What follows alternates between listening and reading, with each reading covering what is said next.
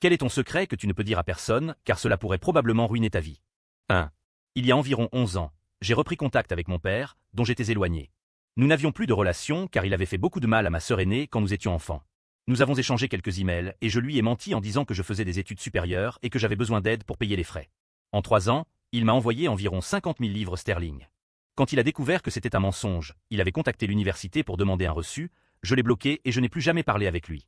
Cet argent, je l'ai partagé entre ma mère, mes frères et sœurs et moi, à un moment où nous étions en grande difficulté financière. Je leur ai fait croire que j'avais gagné dans un casino en ligne. Je ne ressens aucune culpabilité, mais je ne sais pas si ma famille comprendrait. Mon père n'avait jamais payé de pension alimentaire après son divorce, donc je considère que je me suis remboursé. Ma femme est au courant et garde ce secret.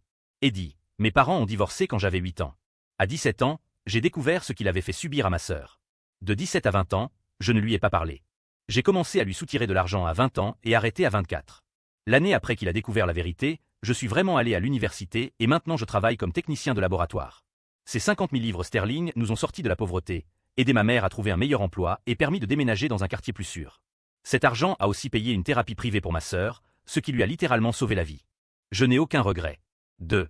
5 ans avant le décès de mon beau-père, atteint d'Alzheimer et de leucémie, j'avais remarqué qu'il parlait très peu le soir. Je lui ai demandé « Pourquoi tu ne parles pas un peu plus ?» Il m'a répondu « Si je ne dis rien, je ne peux rien dire de travers. » À l'époque, j'ai cru qu'il avait peur des disputes avec ma mère, alors je lui ai dit que moi, j'étais toujours heureux d'entendre ce qu'il avait à dire. Après son décès, j'ai compris pourquoi il disait cela. Un jour à table, il a essayé de me poser une question, mais mélanger les mots, les noms, tout sonnait faux. Et ma mère riait en disant « Ah, tu dis vraiment n'importe quoi. » Elle pensait qu'il faisait des blagues, elle n'avait pas compris qu'il s'agissait en réalité des premiers signes de sa démence. Cela l'a tellement marqué de se sentir incompris qu'il a peu à peu cessé de parler. Je ne dirai jamais ça à ma mère, car cela lui briserait le cœur.